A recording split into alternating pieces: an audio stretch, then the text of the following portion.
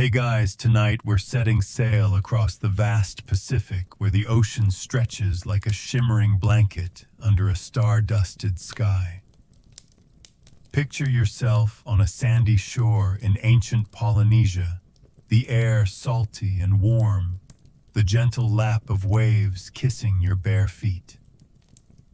You're about to climb aboard a double-hulled canoe, joining navigators who crossed thousands of miles without GPS maps, or even a compass, just their wits and the world's whispers.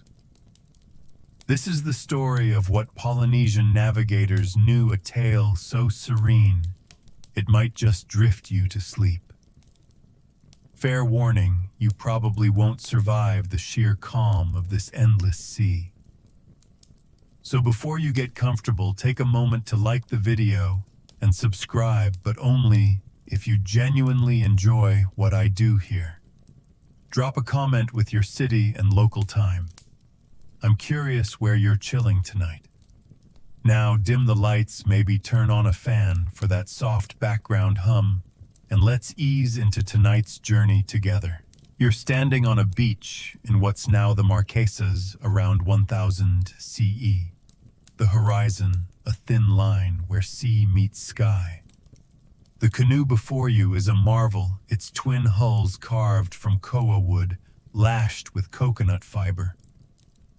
Mainstream history tells us Polynesians were master navigators, settling islands from Hawaii to New Zealand between 300 and 1300 CE, using only natural cues, stars, waves, birds. You're watching a navigator, his eyes scanning the dusk, reading the world like a book. He's not just sailing, he's weaving a web of knowledge passed down for generations, a system that found specks of land in a blue infinity. Here's the quirky tidbit: some navigators felt the ocean's pulse. You notice the navigator lying flat in the canoe, sensing subtle shifts in the hull's rocking, to detect distant islands' reflections in the waves. Scholars say this was like a sixth sense honed over years. Historians still argue whether this was a widespread skill or reserved for elite navigators. You're betting on elite because, let's be real, it's not like they had Polynesian Navigation 101 for beginners. You step aboard the canoe, swaying gently, the wood warm under your palms. The crew's quiet, their focus almost meditative, and you're already feeling the sea's rhythm. You settle in the waves' soft slap against the hull like a heartbeat. The navigator points to a star just rising, his voice low, naming it as a guide. You're struck by the trust here, trust in the sky, the sea, the canoe. It's not like your GPS yelling, recalculating when you miss a turn. Joke time. Why didn't Polynesians use maps? They'd get soggy before Samoa. You smile, the horizon endless, but somehow inviting. This journey's just beginning, and you're ready to see how the stars lead the way. For now, the canoe's gentle rock and the crew's murmured chants wrap you in a sleepy calm. You're still swaying gently in that double-hulled canoe, the Marquesas' sandy shore now, a faint memory as the Pacific stretches endless around you, its waves glinting under a twilight sky. The navigator's quiet chant from earlier hums in your ears, his finger tracing a star's path like it's an old friend. Now you're diving into the heart of Polynesian navigation. The stars, their celestial maps that guided canoes across oceans without a single blinking satellite. Picture yourself lying back, staring at a sky so clear, it feels like you could touch the constellations. It's so vast and serene, it's like a cosmic lullaby just for you. You're sprawled on the canoe's deck, the wood cool against your back, as the navigator points to a bright star low on the horizon. Hokulea, he calls it, a guide for tonight's course. Mainstream history tells us Polynesians used a star compass, a mental map of rising and setting stars to navigate the Pacific from 300 to 1300 CE. Each star had a name, a story, a job like waypoints in the sky, leading to islands thousands of miles away. You're watching him track Hokulea's arc, adjusting the canoe's sail to follow its path. It's not just astronomy, it's art, memory, and trust rolled into one. Here's the quirky tidbit: some navigators used star pairs. You overhear the navigator muttering about two stars rising together, their alignment pointing straight to a distant atoll. Scholars say this pairing trick helped double-check directions like a celestial backup plan. Historians still argue whether star pairs were a universal technique or unique to certain island groups. Your team universal because remember that wave-feeling trick from the beach Polynesians loved layering their skills like a sailor's version of double knotting your shoes. You shift the canoe rocking softly and try to spot another star he names blazing high above. You're picturing the navigator as a kid, memorizing hundreds of stars under his elder's watchful eye. No flashcards allowed. Joke time. Why was the Polynesian navigator so chill? He had the whole sky as his GPS. You grin, the stars winking back. The system's simple but mind-boggling. Each night new stars rise and the navigator shifts course like following a cosmic schedule. It's not foolproof. Clouds can hide the sky, but he's got other tricks and you're starting to trust his calm focus. You lie back again, the deck's gentle creak blending with the waves' slap. The stars feel alive, their light, a steady pulse guiding you through the dark. It's soothing, like counting sheep, except these sheep are burning balls of gas, millions of miles away. You're curious now about those other tricks. How did they read the ocean itself?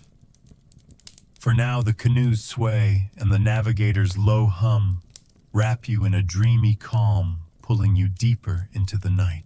You're still nestled in that double-hulled canoe, the stars' gentle glow from Hokulea and fading into the Pacific's vast night, their light a quiet guide in your memory. The sea's rhythm rocks you, its waves slapping the hull with a soft, steady pulse, and the air tastes of salt and endless possibility. Now you're tuning into the ocean itself, learning how Polynesian navigators read its swells and currents like a living map, no GPS required. Picture yourself leaning over the canoe's edge, feeling the water's secrets whisper through the wood. It's so subtle and hypnotic, it's like the sea's singing you to sleep. You're gripping the canoe's rail, the spray cool on your face as the navigator kneels, his hands tracing the water's surface. Mainstream history tells us Polynesians mastered wave navigation, using ocean swells, long rolling patterns shaped by winds and distant islands, to steer across the Pacific from 300 to 1300 CE. He's watching for home swells, rhythmic waves that bounce off an island hundreds of miles away, their faint echoes detectable to a trained eye.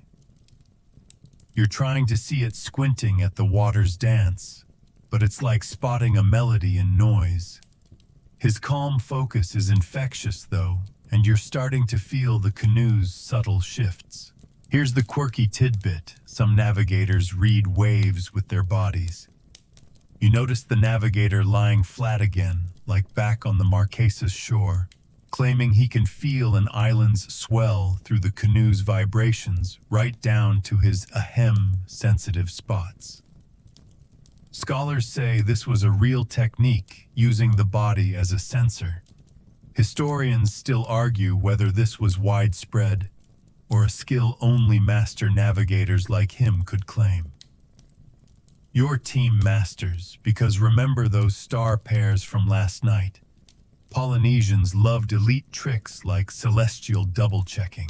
You lean closer, the wave's rhythm almost hypnotic. He points out a swell crossing, another creating a choppy knot that signals a current shift. You're picturing him as an apprentice bobbing in a canoe for hours, learning to feel these patterns like a musician feels a beat. Joke time, why was the navigator so wavy? He danced with the ocean every night. You smirk, wiping spray from your cheek. The system's not perfect, storms can muddle swells, but he cross-checks with stars like a sailor's version of two-factor authentication. It's a dance of trust, and you're starting to sway with it. You settle back, the canoe's gentle rock blending with the sea's low hum. The swells are a language, each ripple a word in a story leading to land. It's soothing, like following a winding path through a dream. You're curious now about the canoe itself. How did they build something to survive this endless blue? For now, the ocean's pulse and the navigator's quiet murmurs wrap you in a tranquil haze, nudging you closer to sleep. You're still rocking gently in that double-hulled canoe, the ocean's swells from the last leg of your journey, still humming through the hull, their subtle rhythms a quiet echo in your bones. The Pacific stretches endless around you, its surface glinting under a dawn sky, the air crisp with salt, and the faint scent of tar from the canoe's lashings. Now you're turning your gaze to the canoe itself, a marvel of Polynesian craftsmanship that carried navigators across thousands of miles. Picture yourself running your hands along its polished wood, watching artisans carve the vessel that defies the sea. It's so intricate and steady, it's like a lullaby carved in koa. You're back on a Marquesas beach, not sailing now, but standing in a bustling village workshop, where the air buzzes with the scrape of adzes and the chatter of craftsmen.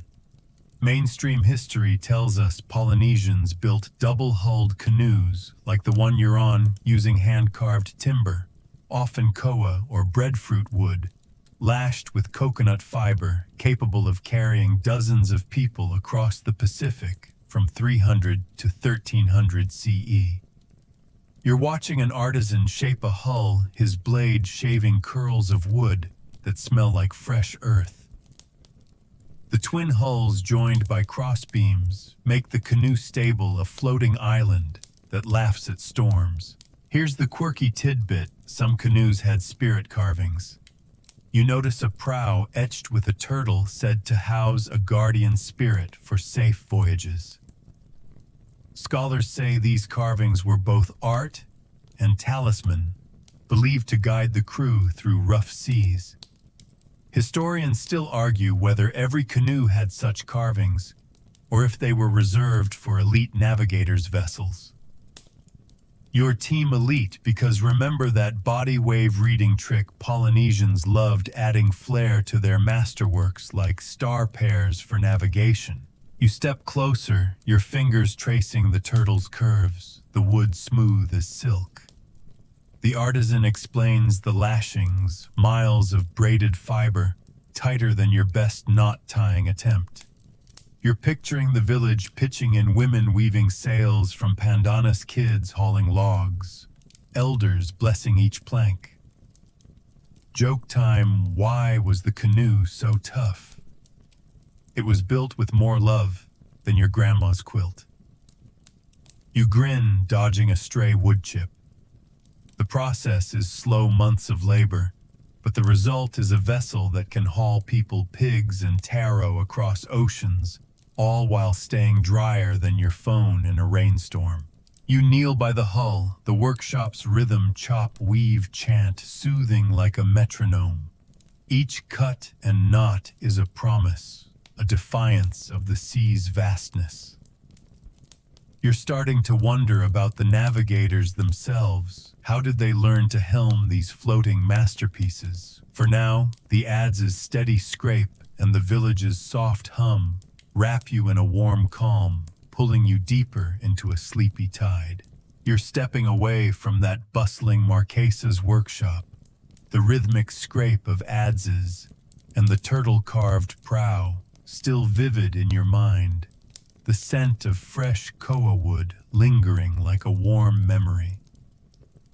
You're back on the canoe now, gliding across the Pacific, its twin hulls steady under your feet, as the sea whispers beneath a midday sun.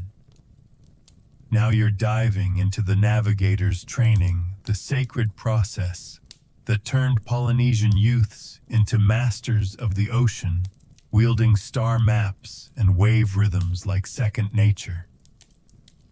Picture yourself as an eager apprentice shadowing a weathered navigator under a palm-fringed sky. It's so disciplined, yet so serene it's like a meditation to ease you into sleep. You're crouched on a beach at dusk, the sand cool against your knees, as a master navigator. Let's call him Tani lectures a group of apprentices, their eyes wide with awe. Mainstream history tells us Polynesian navigators, active from 300 to 1300 CE, underwent rigorous training, often starting in childhood, to memorize stars, swells, and oral charts for voyages across the Pacific. Tane's pointing to the horizon, naming stars like Hokulea, his voice a steady drone that could rival an ASMR track. You're trying to keep up your brain stuffed with celestial waypoints, but his calm patience makes it feel possible. Here's the quirky tidbit some trainees learned in star houses. You're led to a thatched hut, its roof dotted with holes mimicking constellations where apprentices practiced star paths indoors. Scholars say these were like ancient planetariums, training kids when clouds hid the sky. Historians still argue whether star houses were common across Polynesia or unique to islands like Tahiti. Your team common, because remember those spirit carvings on the canoe? Polynesians loved clever tools like feeling swells with their bodies. You sit cross-legged, Tane's voice weaving stories of voyages to anchor each star's name. He's not just teaching navigation. He's passing a sacred trust, a mix of science and spirituality. You're picturing yourself memorizing hundreds of stars, waves, and winds, no notebook allowed. Talk about a mental workout. Joke time. Why was the apprentice so stressed? He kept mixing up stars with his dinner plans. You smile, the sea breeze ruffling your hair. The training's brutal years of tests like solo sails to nearby islets. But Tane's pride in his students is palpable, a quiet glow that steadies you. You lean back, the sand cradling you, the lesson's rhythm hypnotic. It's not just about stars. It's about becoming the canoe, the sea, the sky. The process is soothing, like learning a song by heart, each note a step closer to mastery. You're curious now about other cues. Did they use birds to find land?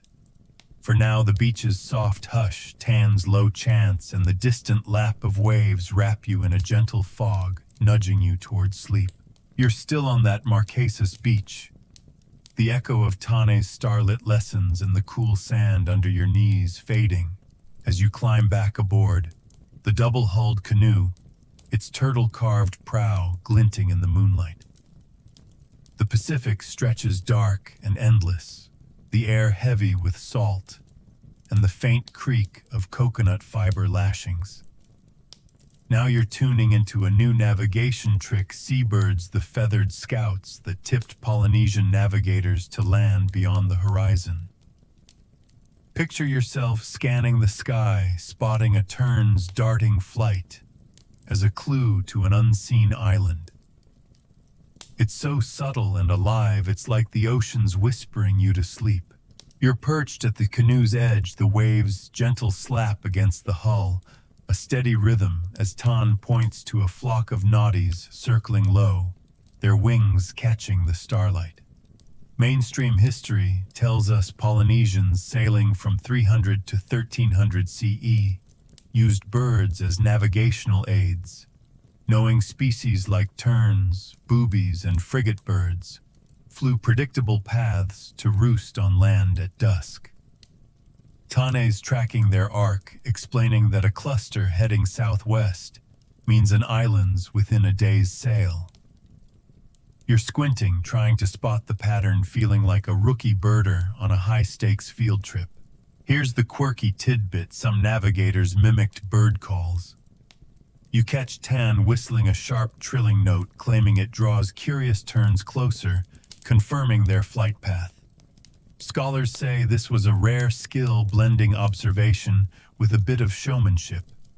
Historians still argue whether call mimicking was widespread or a flourish of master navigators like Tan.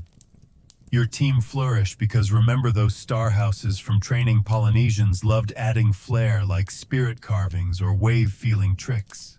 You lean forward, the canoe swaying as a booby swoops low, its shadow flickering across the deck. Tones muttering about bird highways, invisible routes tying islands together. You're picturing him as a kid, maybe during those star house lessons, learning to read flocks like you read road signs. Joke time: why was the navigator a bird watcher? He wanted frequent flyer miles from terns. You grin, the sea spray cooling your face. The birds aren't foolproof, storms can scatter them, but Tane cross-checks with stars and swells like a sailor's triple-verified playlist. It's a delicate dance, and you're starting to trust his quiet confidence. You settle back, the deck's gentle creak blending with the birds' distant cries. The sky feels alive, each wing beat a clue in a vast puzzle guiding you closer to land. It's soothing, like following fireflies in a dream, their glow promising home. You're curious now about other signs. Do clouds play a role in this natural GPS? For now, the canoe's rock, Tane's low whistle, and the sea's soft hum wrap you in a tranquil haze, pulling you deeper into sleep. You're still swaying in that double-hulled canoe, the faint cries of noddies and Tane's bird-mimicking whistle from the last leg of your journey fading into the Pacific's gentle hum. The sea glimmers under a dawn sky, its surface rippling like liquid silver, and the air carries a cool tang of salt mixed with the canoe's tar-soaked lashings. Now you're lifting your gaze to the clouds, those fleeting sky signals that Polynesian navigators read like weather reports to find hidden islands. Picture yourself squinting at a wispy cumulus, searching for clues in its shape and hue. It's so delicate and dreamy, it's like the sky's painting you a lullaby. You're perched on the canoe's deck, the wood warm under your palms as Tan points to a low puffy cloud tinged with green hovering on the horizon. Mainstream history tells us Polynesians navigating from 300 to 1300 CE used clouds as land indicators, knowing their colors and shapes reflected distant atolls or volcanic peaks. Tane explains that green-tinted clouds often mirror lagoon waters, a sign an island's near, maybe a day's sail. You're trying to spot the hue, your eyes watering from the glare, but his steady voice makes the sky feel readable like a book with fluffy pages. Here's the quirky tidbit: some navigators named clouds like friends. You overhear Tan call this one Little Turtle, saying its rounded shape mimics a reef's outline. Scholars say such nicknames helped navigators memorize cloud patterns, turning the sky into a storybook. Historians still argue whether these names were shared across Polynesia or unique to each navigator's whimsy. Your team whimsy, because remember those bird calls Tane mimicked? Polynesians loved personal flair, like spirit carvings or star houses. You lean back, the canoe rocking gently, and spot another cloud, a high streak that Tane says points to a volcanic island's updraft.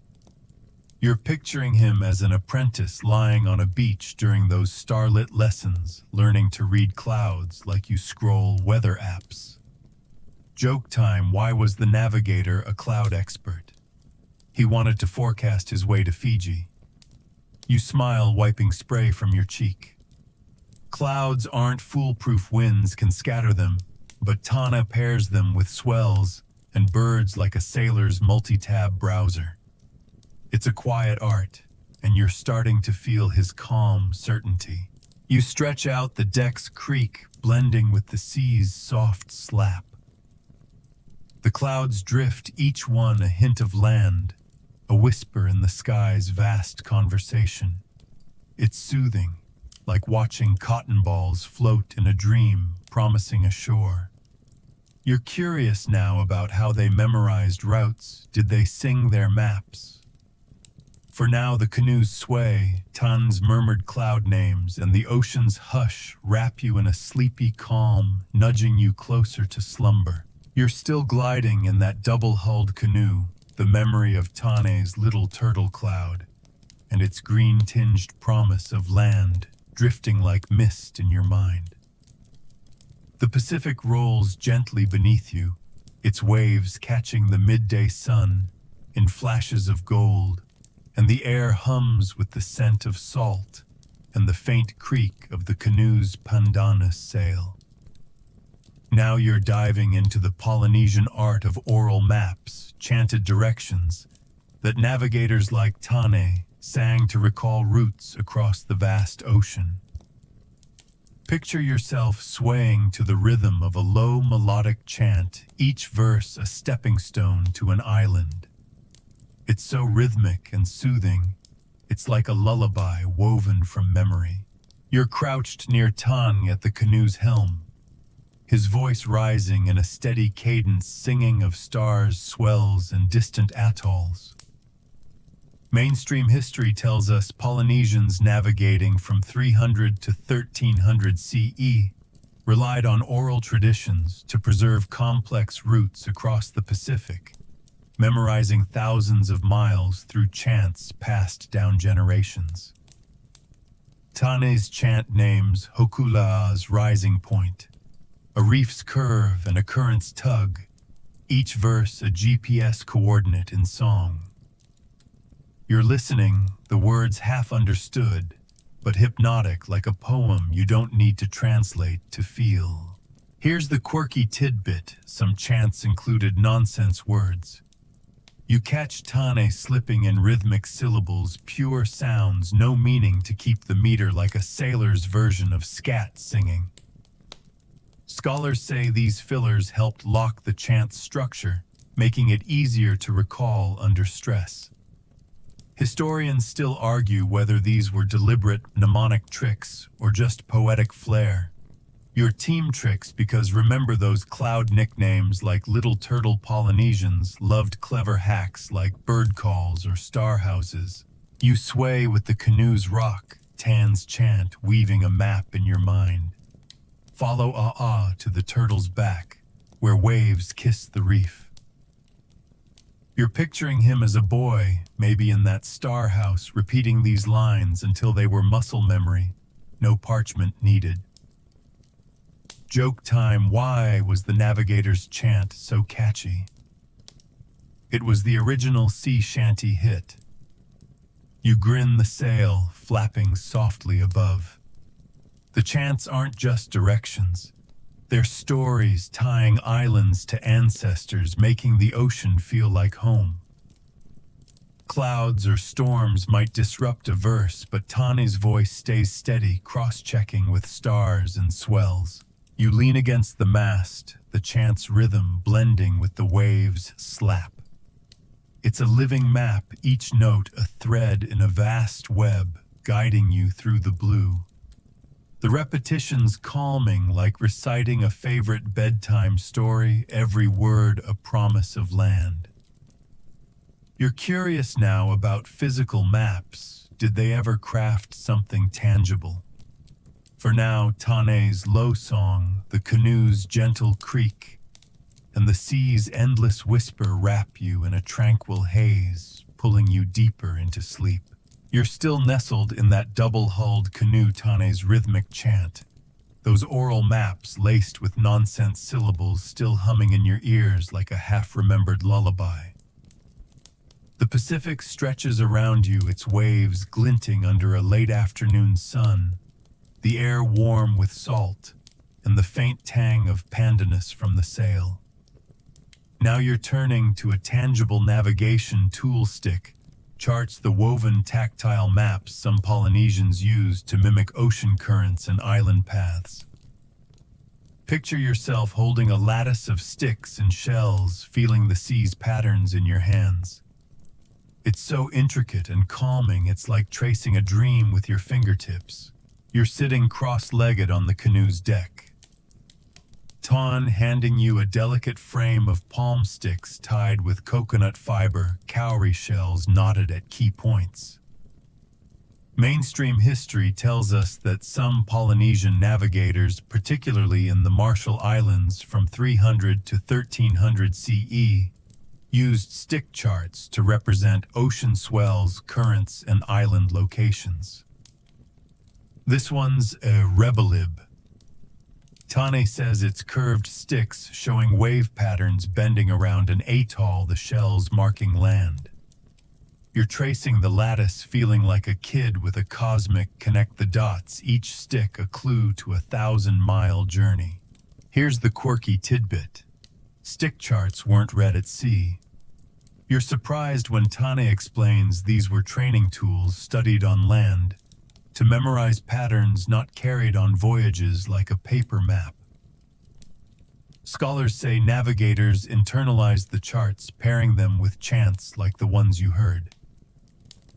Historians still argue whether stick charts were widespread across Polynesia, or mostly a Marshallese specialty. Your team specialty, because remember those Star House lessons Polynesians loved, tailored tricks like cloud nicknames or bird calls. You turn the chart over, it sticks smooth under your fingers, the shells clicking softly. Ton points to a curve mimicking a swell you felt earlier, linking it to an island's reef. You're picturing him as an apprentice, maybe after chanting with Tane's teacher, hunched over a chart like this, memorizing its web by touch. Joke time, why was the stick chart so cool? It was the original eco-friendly GPS. You smile, the canoe's rock sinking with your heartbeat.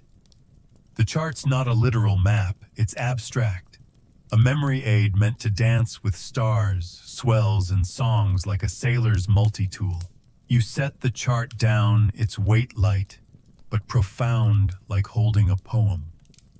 The sea's rhythm feels sharper now, each wave a line in the chart's story. It's soothing the way sticks and shells boil the ocean's chaos into order like knitting a scarf from loose yarn. You're curious now about the rituals. Did they bless these voyages for safety? For now, the canoe's gentle sway, Tane's quiet explanation, and the waves' soft slap wrap you in a sleepy calm, nudging you closer to slumber. You're still cradled in that double-hulled canoe, the delicate stick chart's lattice of palm sticks and cowrie shells still warm in your hands. Its abstract map of swells lingering like a puzzle in your mind. The Pacific rolls gently around you, its waves catching the twilight's purple glow, the air thick with salt, and the soft creak of the canoe's lashings. Now you're turning to the sacred rituals that blessed these voyages, ceremonies that sent navigators like Tane off with the gods' favor. Picture yourself kneeling on a coral-strewn shore, the chant of a priest mingling with the sea's hum. It's so solemn and soothing, it's like a prayer to lull you into sleep. You're back on a Marquesas beach, the sand gritty under your knees, as a priest in a feathered headdress raises a conch shell to the sky. Mainstream history tells us Polynesians sailing from 300 to 1300 CE performed rituals before voyages to honor gods like Tangaroa, the sea deity, ensuring safe passage across the Pacific. The priest's chant calls for calm winds and clear stars, his voice weaving through the crowd, villagers, navigators, even the canoe itself, its turtle-carved prow gleaming. You're watching Tane bow offering a taro root to the altar, his face calm but reverent, like he's shaking hands with the ocean. Here's the quirky tidbit: some rituals involved canoe baths. You notice villagers splashing seawater over the hull, chanting to cleanse it of bad spirits, as if the canoe's got a soul to shampoo. Scholars say this was to bond the crew with their vessel, a spiritual tune-up. Historians still argue whether these baths were universal or varied by island, like Tahiti versus Samoa. Your team varied because remember those Marshallese stick charts? Polynesians loved local flair like cloud nicknames or bird call tricks. You shift closer. The conch's low wail sending shivers down your spine. The priest sprinkles kava over the canoe, its bitter scent mingling with the sea's tang. You're picturing Tan last night fasting to prepare his mind on stars and swells, but his heart in this ritual. Joke time: why was the canoe so blessed? It got more prayers than your Wi-Fi router. You smile, the chant's rhythm wrapping you like a blanket. The ceremony's not just show, it's a promise tying the crew to the gods, the sea, the journey. Even the stick chart you held feels holier now, kissed by this sacred moment.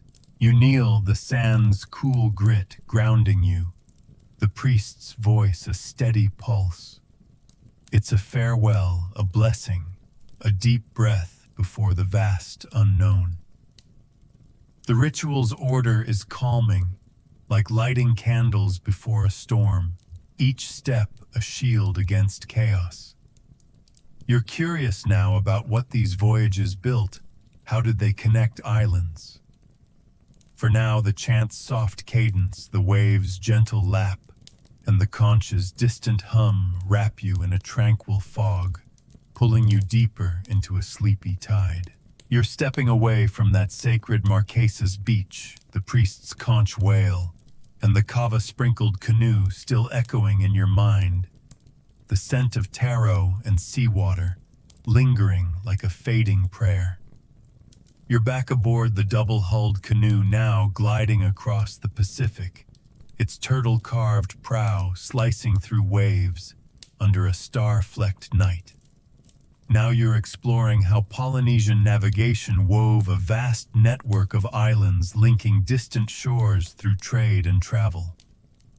Picture yourself as a curious trader riding the currents to connect communities across the ocean's blue heart. It's so interconnected and gentle, it's like a web spun to lull you to sleep. You're perched on this canoe's deck, crates of taro and obsidian tools lashed beside you, as Tane steers toward a speck on the horizon, maybe Tahiti a week's sail away.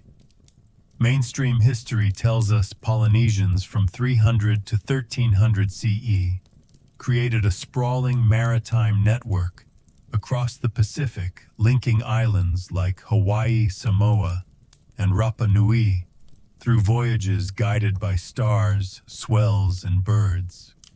You're watching Tane adjust the sail, his chant from that oral map session, humming softly, guiding you to a hub where traders swap goods stories and even brides. This network wasn't just commerce. It was a cultural lifeline stitching the Pacific together. Here's the quirky tidbit: some traders carried gift maps.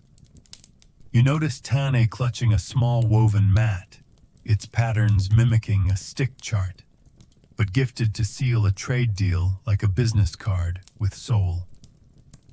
Scholars say these were tokens of trust, strengthening island ties. Historians still argue whether gift maps were common or rare diplomatic gestures.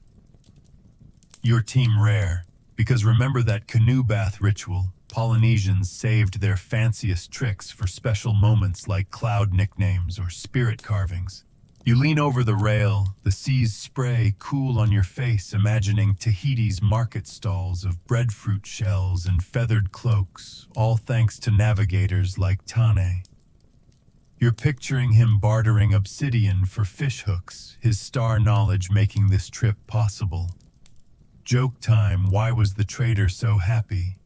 He got a deal sweeter than a coconut smoothie. You grin, the canoe's rock sinking with your breath. The network's vast, thousands of miles, dozens of islands, but intimate, each voyage a thread in a family tapestry. Tane's not just sailing. He's knitting Polynesia's heart, cross-checking routes with that little turtle cloud, or a tern's flight. You settle back, the decks creak, blending with the waves' soft slap. The network feels alive, each island a bead on a necklace gleaming under the stars. It's soothing, like tracing a family tree, every branch, a story of connection. You're curious now about the challenges. How did they survive storms on these routes? For now, Tane's quiet chant, the sea's gentle hum, and the canoe's steady sway wrap you in a dreamy calm, nudging you closer to slumber. You're still gliding through the Pacific in that double-hulled canoe, the memory of Tane's trade voyage, and the woven gift map, tying islands like Tahiti to your Marquesas starting point, still shimmering in your mind. The sea rolls under a stormy sky, its waves growing choppy, the air thick with salt, and the sharp tang of approaching rain. Now you're facing the challenges Polynesian navigators, braved storms, stray currents, and the sheer audacity of sailing blind in a vast ocean. Picture yourself gripping the canoe's rail, Tane's steady hand on the sail as thunder rumbles. It's so tense yet so resilient. It's like a quiet hymn to calm your restless mind. You're clinging to the deck, the canoe lurching, as a squall hits waves, slapping the hull like an angry drum. Mainstream history tells us Polynesians navigating from 300 to 1300 CE faced brutal conditions crossing the Pacific, sudden storms, rogue currents, and days without stars or birds to guide them. Tane's squinting through the rain, his chant faltering as clouds hide Hokulea, that star you followed nights ago. You're feeling the panic, the canoe's twin hulls straining, but holding thanks to those Koa craftsmen you saw. He's relying on memory now, recalling swells from calmer days, his training a lifeline in the dark. Here's the quirky tidbit: some navigators used storm songs. You catch Tan humming a new chant, short and urgent, meant to calm the crew, or maybe appease Tangaroa, the sea god, from that beach ritual. Scholars say these songs were psychological anchors steadying sailors in chaos. Historians still argue whether they were spiritual or just practical morale boosters. Your team both, because remember those nonsense syllables in Tane's oral maps. Polynesians wove heart and head together like gift maps or cloud nicknames. You huddle under a pandanus mat, the rain stinging your face as Tane adjusts the sail, feeling for a faint home swell through the canoe's rock.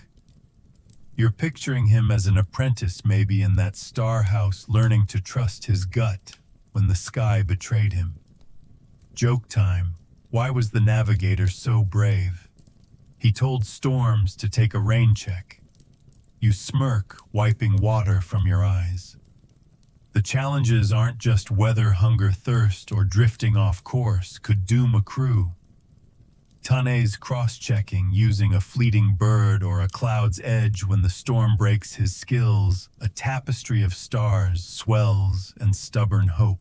You slump against the mast, the canoe's creak softening as the squall eases the sea's rhythm, returning like a friend.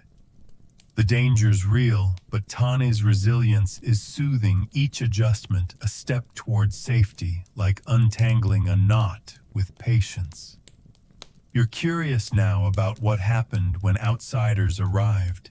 Did European tools change this world? For now, the fading rain, Tane's steady hum, and the waves' gentle lap wrap you in a tranquil fog, pulling you closer to sleep.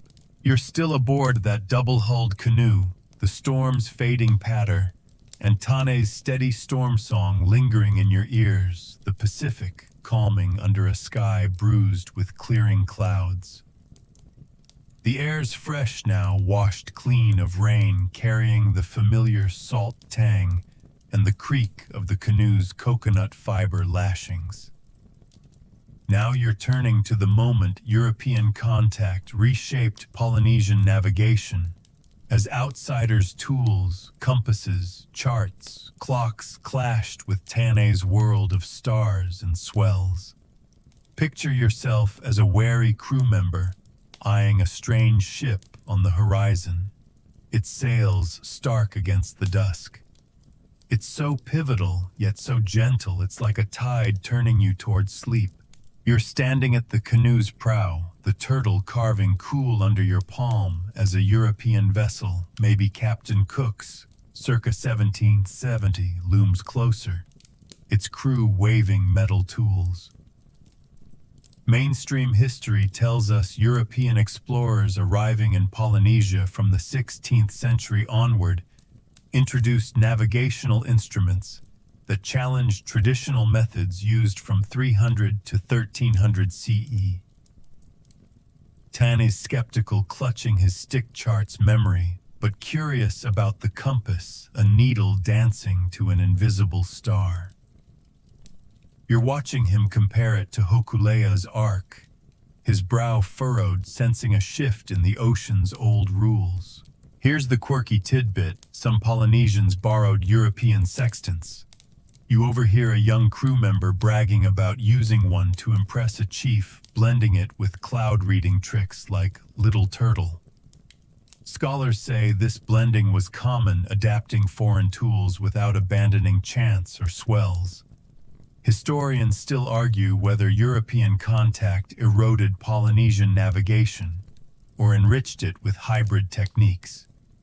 Your team enriched because remember those gift maps traded between islands? Polynesians were pros at weaving new ideas into their web, like bird calls or canoe baths. You lean against the rail, the European ship's lanterns flickering like odd stars. Tane's not abandoning his ways. He's testing the compass against his mental star compass, muttering about its cold precision. You're picturing him later, maybe teaching apprentices both methods, keeping the old chants alive. Joke time: why was the navigator unimpressed by compasses? They couldn't sing a decent sea shanty. You smile, the sea's spray soft on your face.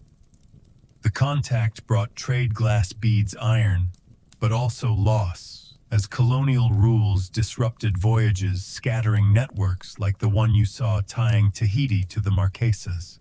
You settle on the deck, the canoe's rock blending with the distant ship's creak. The clash feels distant, a slow reshaping, not a storm, but a current redirecting the future. It's soothing, like watching seasons shift, each change deliberate. You're curious now about the revival. How did Polynesian navigation rise again? For now, the sea's gentle hum, Tane's quiet muttering, and the stars' faint glow wrap you in a dreamy calm, nudging you closer to slumber. You're still swaying in that double-hulled canoe, the distant flicker of European lanterns, and Tane's skeptical mutterings about their compass fading into the Pacific's gentle night. The sea's surface now a mirror for the stars. The air's cool, laced with salt, and the soft creak of the pandanus sail as the horizon glows with a faint pre-dawn haze. Now you're sailing into the modern revival of Polynesian navigation, where today's voyagers breathe life back into Tane's ancient techniques. Picture yourself aboard a reborn canoe, joining a crew that blends star maps with a quiet defiance of GPS. It's so inspiring, yet so serene, it's like a warm tide carrying you to sleep. You're on a modern voyaging canoe, maybe. The Hokulea launched in 1975 from Hawaii, its twin hulls echoing the Koa marvel you saw carved in the Marquesas. Mainstream history tells us the Polynesian Voyaging Society, founded in the 1970s, sparked a renaissance of traditional navigation, training navigators to sail thousands of miles using stars, swells, and birds, just as Tane did from 300 to 1300 CE. You're watching a new navigator. Let's call her Leilani Steer by Hokulea's star. Her hands steady, no GPS in sight. She's sailed to Tahiti Rapa Nui, proving the old ways still work, a living rebuttal to those European compasses. Here's the quirky tidbit: some modern crews use digital chants. You overhear Leilani humming a traditional chant, but she's recorded it on her phone as a backup, blending oral maps with tech. Scholars say this fusion keeps the art alive while adapting to new tools. Historians still argue whether the revival fully captures ancient precision or romanticizes it for cultural pride. Your team precision, because remember those stick charts studied on land. Polynesians always balance tradition with smarts like cloud nicknames or storm songs. You grip the rail, the canoe slicing through waves, Leilani pointing to a turn's arc, just like Tane's birdwatching trick. You're picturing her training not in a star house, but under elders who sailed Hokulea's first voyages, passing chants and swell reading like family heirlooms. Joke time: why was the modern navigator so cool? She had the stars in her pocket and the sea in her heart. You grin, the sails flap, sinking with your breath. The revival's not just nostalgia, it's practical, with crews navigating globally, sharing Polynesian wisdom. At ports, rebuilding the island networks you saw linking Tahiti and beyond. You lean back, the decks creak, blending with the sea's soft slap. The revival feels alive, a bridge from Tane's canoe baths to Leilani's digital chants, each voyage a stitch in time. It's soothing, like watching a fire rekindled its glow, steady and warm. You're curious now about the legacy. What does this wisdom teach us today? For now, Leilani's quiet hum, the canoe's gentle rock, and the stars' endless dance wrap you in a tranquil haze, nudging you closer to slumber. You're still aboard that modern voyaging canoe, the Hokulea's steady glide, and Leilani's quiet chant blending with the Pacific's gentle roll, the memory of Tane's ancient star maps and stick charts glowing like embers in your mind. The sea shimmers under a twilight sky, its waves catching the last light, the air soft with salt, and the faint creak of the canoe's lashings. Now you're reflecting on the enduring legacy of Polynesian navigation, how its wisdom stars, swells, chants, whispers, lessons for today's world. Picture yourself gazing at the horizon, feeling the ocean's pulse connect past to present. It's so timeless and soothing. It's the perfect drift into your bedtime haze. You're sprawled on the deck, the turtle-carved prow, a quiet nod to the Marquesas craftsman you saw as Leilani steers by, a star Tane once named. Mainstream history tells us Polynesian navigation, perfected from 300 to 1300 CE, and revived in the 1970s, offers more than sea routes. It's a model of resilience, ingenuity, and harmony with nature, inspiring modern sustainability and cultural pride. You're thinking of today's world with its GPS and climate challenges, yet here's Leilani reading. swells like you check your phone, proving ancient knowledge can still guide us. The legacy's alive in every voyage, every chant tying islands like Tahiti to Hawaii, just as Tane's trade networks did. Here's the quirky tidbit: some modern sailors wear star tattoos. You notice Leilani's arm inked with Hokulea's pattern, a nod to navigators who carried maps in their minds. Scholars say these tattoos echo oral chants, blending body art with memory. Historians still argue whether the legacy's strongest in practical navigation or cultural identity. Your team both, because remember those gift maps traded between islands. Polynesians always wove heart and skill, like storm songs or canoe baths. You shift the deck's warmth, grounding you, imagining a coder in 2025 inspired by stick charts to design eco-friendly tech, or a kid learning Tane's chants in a Hawaiian school. Joke time, wise Polynesian navigation timeless. It's the only GPS that runs on starlight and grit. You smile, the sea's spray soft on your face. The wisdom, trust the world, learn its rhythms, adapt like Leilani's digital chants, feels universal. A gift from the Pacific to your noisy world. It's not just history. It's a way to live steady as the canoes rock, vast as the stars. You lie back the horizon, blurring the legacy, a quiet hum in your chest. The sea's endless, but you're home in its embrace, ready to drift. Wind down. You're floating now, the canoes sway, and Leilani's chant dissolving into a vast, starry sea.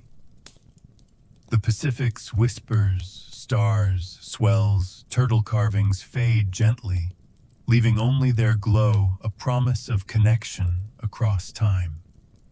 You're safe here, cradled by the ocean's heart, where navigators like Tane and Leilani weave stories of courage and calm. The air softens, the horizon melts, and your breath slows, matching the waves' tender pulse. Let the details slip, chants, clouds, voyages, and feel the peace settle deep, a tide carrying you to rest. You're drifting, held by the world's oldest lullaby, toward a boundless, quiet dream. Sleep now softly as the stars keep watch.